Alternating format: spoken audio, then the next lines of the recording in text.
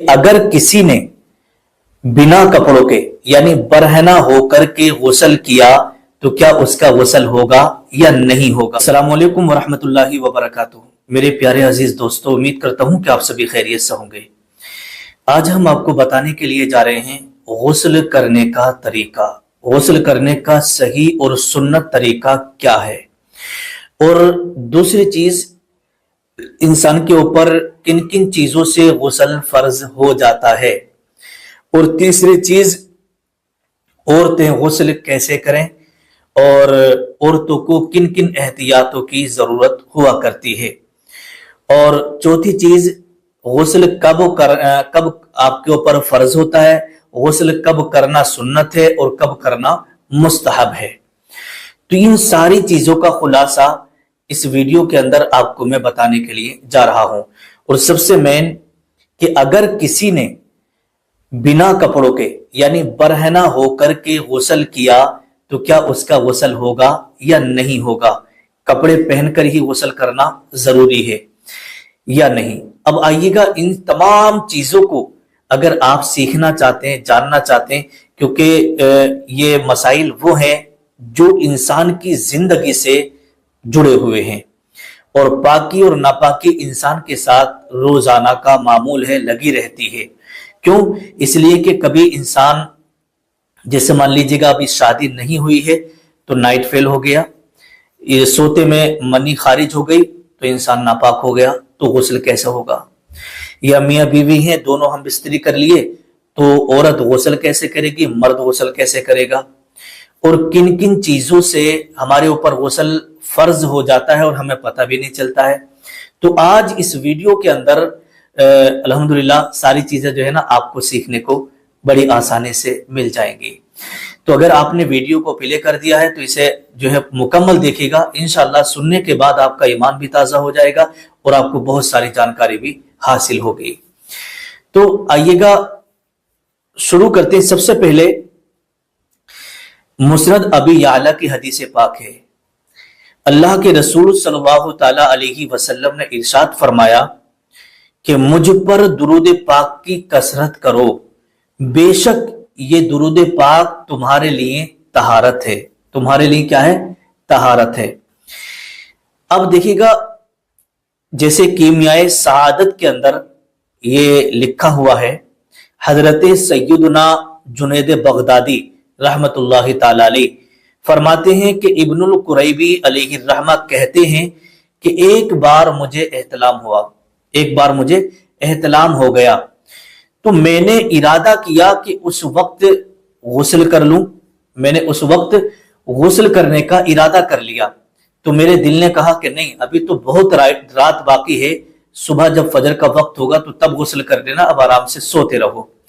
तो मेरे दिल ने ये चाहा, मेरे नफ्स ने मुझे ये कहा कि नहीं अभी मत करो, सुबह कर लेना।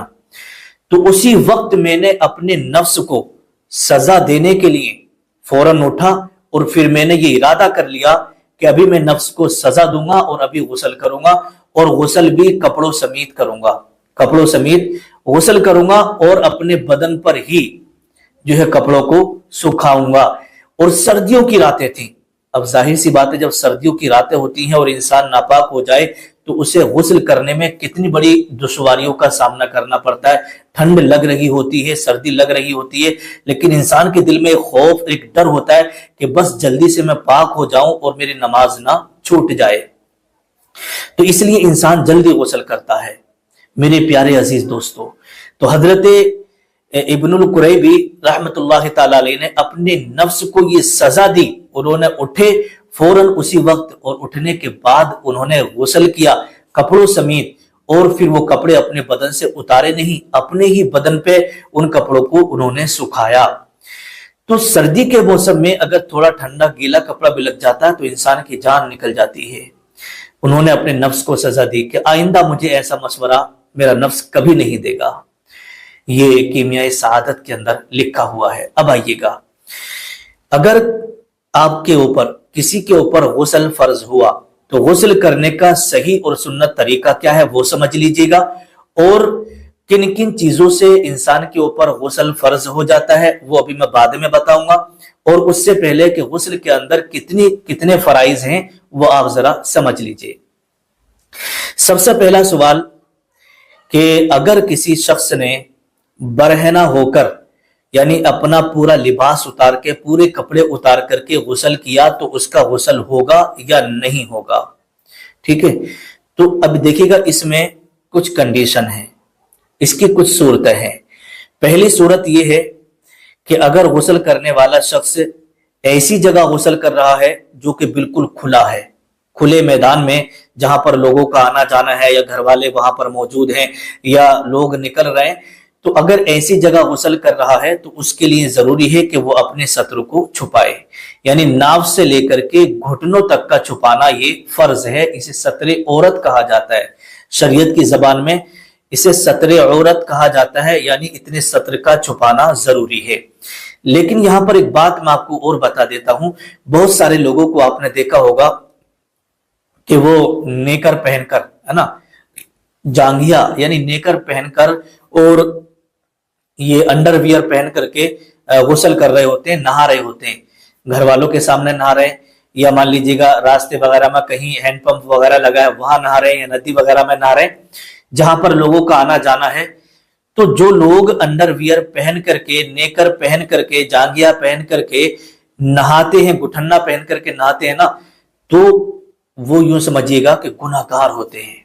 क्या होते हैं? गुनाहगार, क्योंकि नाव से लेकर के घुटनों तक का छुपाना ये फर्ज है। अगर कोई शख्स अपने घुटने दिखाता है, जांघें दिखाता है ना, तो ये हराम है।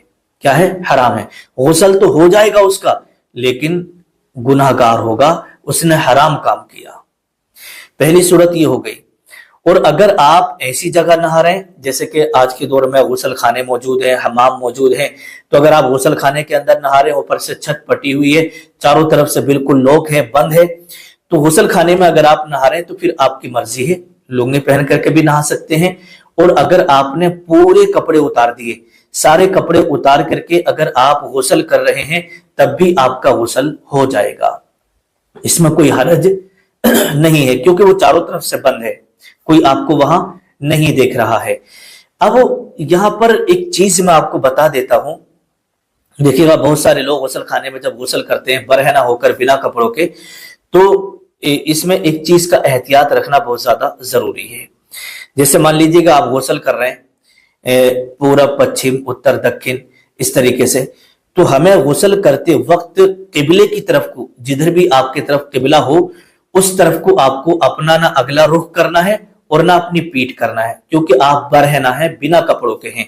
जब भी आप बिना कपड़ों के नहाएं, ठीक है, तो काबे की तरफ को ना अपनी पीठ करें ना अपना अगला हिस्सा करें। क्यों? इसलिए कि शरीयत में मना किया गया है और ये बेअदबी है। ठीक, इस चीज का आपको खास ख्याल रखना है। अब तीसरा मसला आपको मैं और बता दूं। अब देखिए, जैसे आपने गुस्ल किया बिना कपड़ों के, ठीक है, अभी मैं आपको गुस्ल करने का तरीका बताऊंगा और गुस्ल में कितनी चीजें फर्ज हैं वो अभी मैं आपको बताऊंगा। पहले ये चीजें आपकी क्लियर कर देता हूं। आपने गुस्ल कर लिया बिना कपड़ों के। अब बहुत सारे लोगों के माइंड में, बहुत सारे लोगों के जहन में ये वाली बात आती है कि हम जो बरहना होकर बिना कपड़ों के गुस्ल खाने में गुस्ल कर रहे हैं और हमने इसमें वुजू भी किया, तो क्या हम इस वुजू से, जो हमने वुजू किया है, क्या हमारा ये वुजू माना जाएगा या नहीं माना जाएगा? जो हमने गुस्ल में वुजू किया है, इससे हम नमाज पढ़ सकते हैं या नहीं पढ़ सकते हैं?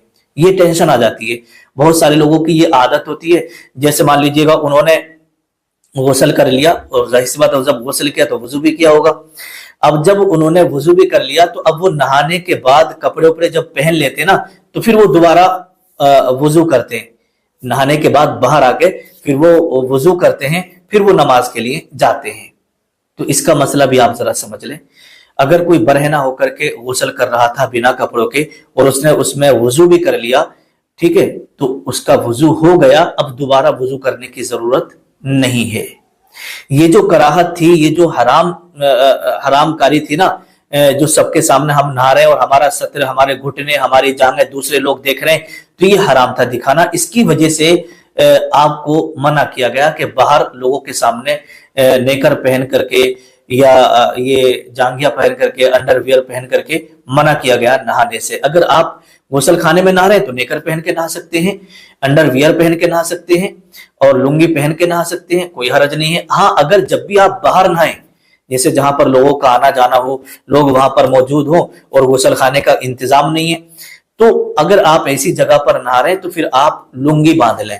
اگر لنگی نہیں ہے تو کوئی رنگین موٹا کپڑا اپنے چاروں طرف سے لپیٹ لیں گھٹنوں تک، جس سے کہ آپ کا سطر دکھائی نہ دے، اور ہلکا کپڑا بالکل بھی نہ لپیٹیں کیونکہ اس سے جو ہے جسم کی رنگت دکھائی دینے کا اندیشہ ہوتا ہے۔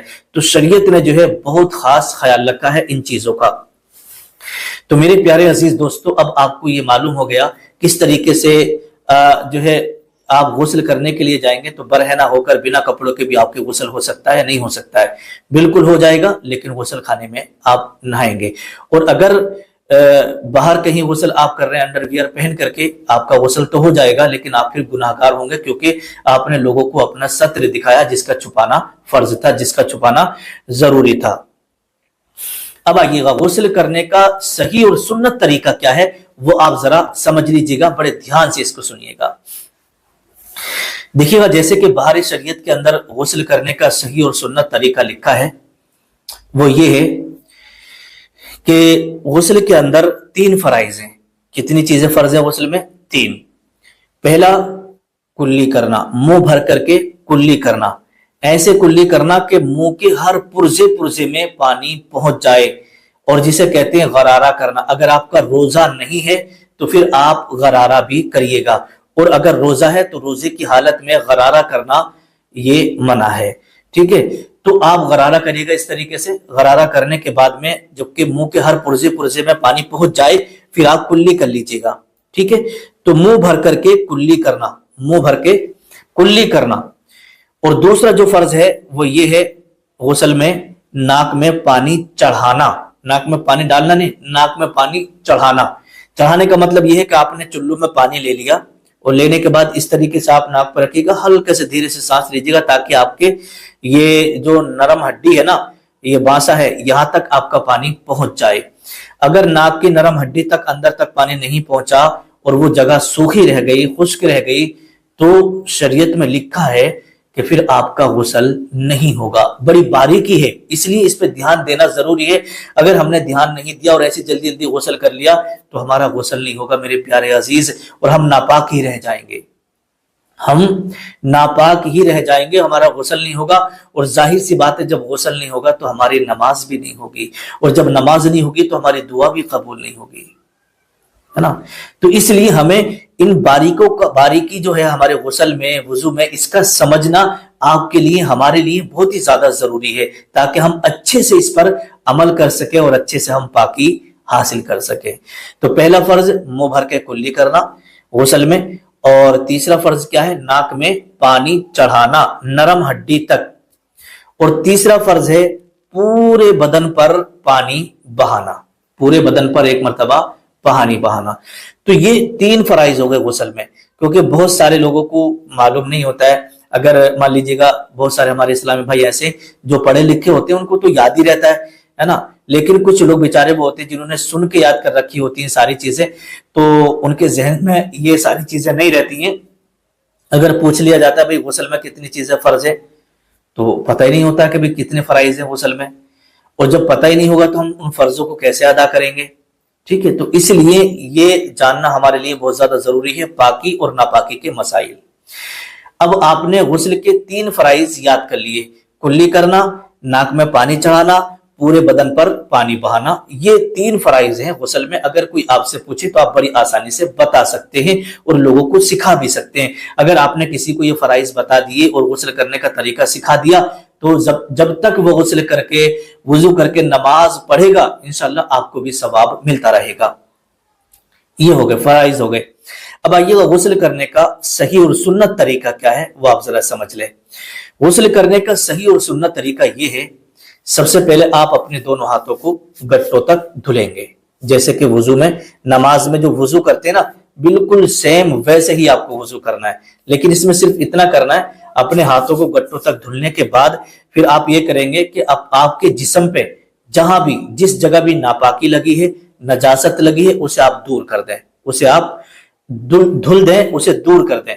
उसके बाद फिर आप वुजू करिएगा, कुल्ली करिएगा, नाक में पानी डालिएगा, चेहरा धोइएगा, दोनों हाथ कोने समेत धोइएगा। उसके बाद जो है सर का मसा करिएगा, और मसा करने के बाद अच्छी तरीके से, अगर आप ऊंची जगह पर बैठ करके गुस्ल कर रहे हैं तो अपने पैरों को भी धुल लीजिएगा, और अगर नीची जगह पर गुस्ल कर रहे हैं तो पहले आप अच्छे से गुस्ल कर रहे हैं, नहा लें, फिर बाद में जब आप निकल करके जाएं तो फिर बाद में पैरों को धुल लीजिएगा। तो ये आपका जो है गुस्ल करने का मुकम्मल तरीका हो गया। अब यहां पर चंद एहतियातें हैं जो मैं आपको बताने के लिए जा रहा हूं, इसे आप बड़े गौर से सुनिएगा। हमारी इस्लामी बहनें भी इसे सुने और इस्लामी भाई भी। देखिएगा, हमने पानी भी बहा लिया पूरे बदन पर, अच्छे से गुस्ल कर लिया, ठीक। लेकिन कभी कभी ऐसा होता है कि बहुत सारे लोग जो है अपने हाथ में अंगूठी पहने हुए होते हैं, छल्ला वगैरह अंगूठी पहने होते हैं। बहुत सारी हमारी इस्लामी माँ बहनें नाक में नथनी पहनी होती है, कानों में बाली वगैरह पहनी होती है, पैरों में छल्ले वगैरह पहने होती हैं। तो इन दोनों लोगों को इस चीज का ख्याल रखना है, जैसे अंगूठी अगर मर्द पहने हैं तो उसे अच्छी तरीके से इस तरीके से हटा बचा के आगे पीछे करके उसको जो है ना पानी पहुंचा ले उसकी जड़ में, क्योंकि कभी कभी इतनी टाइट होती है ना, इंसान हाथ धो लेता है लेकिन उसके अंदर तक पानी नहीं पहुंच पाता है। तो अगर बाल के बराबर भी आपके जिस्म में अगर कोई जगह सूखी रह गई तो बिल्कुल साफ शरीयत, बाहरी शरीयत में लिखा है कि इंसान पाक नहीं होगा। जी हाँ, पाक नहीं होगा, चाहे वो मर्द हो या औरत, चाहे आप समंदर में क्यों ना नहा लें। अगर ये आपकी उंगली के अंदर जो छल्ला या अंगूठी वगैरह पड़ी है ना, उसको नहीं हिलाया और पानी वहां तक उसकी जड़ में नहीं पहुंचा तो फिर आपका गुस्ल नहीं होगा। इस चीज का मर्दों को ख्याल रखना, और हमारी इस्लामी बहनों को इस चीज का ख्याल रखना, जो कानों में, नाक में, पैर की अंगूठी में जो नथनी वगैरह पहनी है, बाली वगैरह पहनी है, तो उनको अच्छी तरीके से, नाक है तो इसको अच्छी से घुमा लें और पानी पहुंचा लें अंदर, इसे भी घुमा लें, अच्छे से पानी पहुंचा लें, और पैरों के में जो छल्ले वगैरह हैं उसको घुमा के पानी पहुंचा लें। तो इन चीजों का हमें खास ख्याल रखना है। अगर इसमें हमने ध्यान नहीं दिया तो हमें ये लगेगा कि भाई हम तो नहा लिए, गुस्ल कर लिए, लेकिन मेरे प्यारे इस्लामी भाइयों, इस्लामी बहनों, आपका गुस्ल नहीं होगा। अगर बाल के बराबर भी जगह सूखी रह गई तो फिर आपका गुस्ल नहीं होगा। अब आइएगा, वो कौन कौन सी चीजें हैं जिनसे हमारे ऊपर गुस्ल फर्ज हो जाता है, ये आप जरा ध्यान से सुन लें। उसके बाद फिर मैं आपको बताऊंगा कि गुस्ल कब सुन्नत है, कब फर्ज है और कब मुस्तहब है। पहले आप ये समझ लीजिएगा कि इन 5 चीजों से इंसान के ऊपर गुस्ल फर्ज हो जाता है।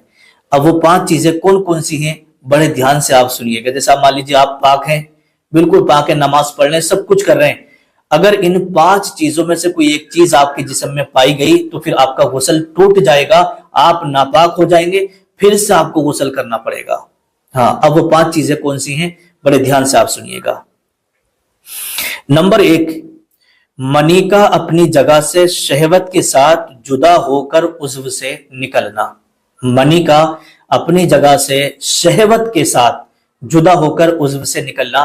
जैसे मान लीजिएगा आप सो रहे थे और सोते सोते आपको एहतलाम हो गया, आपकी मनी शहवत के साथ खारिज हो गई और आपके कपड़ों को भी लग गई, तो आपके ऊपर गुस्ल फर्ज हो गया, आपके ऊपर गुस्ल फर्ज हो गया।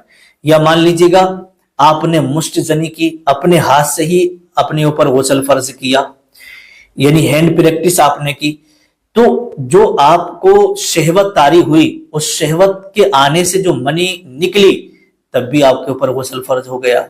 बहुत सारे लोग मुश्तजनी कर लेते हैं, बहुत सारे लोग जो है ये अपने हाथ से अपने ऊपर गुस्ल फर्ज कर लेते हैं, लेकिन वो सोचते हैं कि नहीं, जैसे पेशाब हमने कर लिया, समझो ये भी हम कोई बात नहीं, कोई इससे कोई गुस्ल फर्ज नहीं होता है। तो बहुत सारे लोगों के जहन में ये वाली बात रहती है, अगर किसी की मनी खारिज हो जाती है, शहवत के साथ निकल आती है, तो उसके ऊपर गुस्ल फर्ज हो जाता है।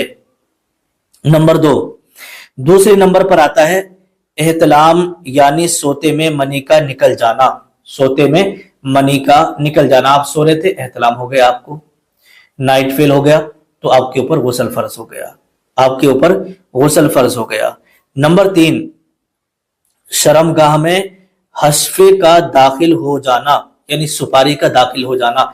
یعنی مرد کی شرمگاہ عورت کی شرمگاہ میں داخل ہو جانا، جو سپاری ہوتی ہے، جو نفس کا اگلا حصہ ہوتا ہے، جو کیپ ہوتا ہے، اگر وہ عورت کی شرمگاہ میں داخل ہو گیا، چاہے انزال ہوا ہو یا نہ ہوا ہو، ٹھیک ہے، تو ان دونوں کے اوپر غسل فرض ہو جائے گا، میاں کے اوپر بھی اور بیوی کے اوپر بھی، دونوں کے اوپر غسل فرض ہو جائے گا، چاہے شہوت ہو یا نہ ہو، انزال ہو یا نہ ہو، دونوں کے اوپر غسل فرض ہوتا ہے۔